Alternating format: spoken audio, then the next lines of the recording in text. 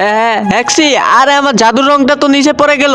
আরে বাবারে, উপর থেকে এটা আবার কি পড়লো? দেখি তো এনে রং করে কি হয়। এই সাদা কাগজে কিছু একটা আর্ট করি। আরে আমার হাত দেখি ঠিক হয়ে গেল, তার মানে এটা জাদুর কলম নাকি? দেখি তো আবার আর্ট করে। আরে বাবারে, আমার দেখি সিরা কাপড় নতুন হয়ে গেছে। এখন আর আমি ভিক্ষা করব না, এবার চলে যাই। আরে মেয়েটা দেখি রংটা নিয়ে চলে গেল, কিন্তু আমার তো থাকার মতন বাড়ি নাই। এই কাগজে একটা বাড়ি এঁকাইছি। আরে এটা দেখি সত্যি হয়ে গেছে, এখন আমি এই বাড়িতেই থাকবো। আরে একটা বুদ্ধি পাইছি, এই কাগজে টাকা আর্ট করি, দেখি হয় নাকি। আরে এটাও দেখি সত্যি হয়ে গেছে, এখন তো আমি অনেক বড় লোক হয়ে যাব। ইয়ে, আর আমি এখন পৃথিবীর সব থেকে ধনী ব্যক্তি। আর এই রংটা পেয়ে আমার জীবনটাই বদলে গেল। আরে ঘরের বাইরে কে জানি চিৎকার করতেছে, যাই দেখে আসি তো। আরে আমাকে মেরো না। আরে এদিকে তো কেউ নেই, ওই দিকটা দেখে আসি। আরে এটা দেখে আমার বোন লিজা, ওকে কে মারলো? এখন ওকে কিভাবে বাঁচাবো? তার আগে তুমি যদি মসজিদ দেখে থাকো তাহলে ভিডিওতে লাইক করো, আর তুমি যদি কোরআন শরীফ দেখে থাকো তাহলে চ্যানেলটি সাবস্ক্রাইব করো। এবং যারা এই দুইটাই দেখেছে তাদেরকে যেন আল্লাহ হজ করার তৌফিক দান করে, আমিন। এই তো একটা বুদ্ধি পাইছি, এই জাদুর রংটা দিয়ে এই কাগজের ভিতরে একটা হাত আর্ট করি। এই তো আমার বোন বেঁচে গিয়েছে। ধন্যবাদ বোন আমাকে বাঁচানোর জন্য।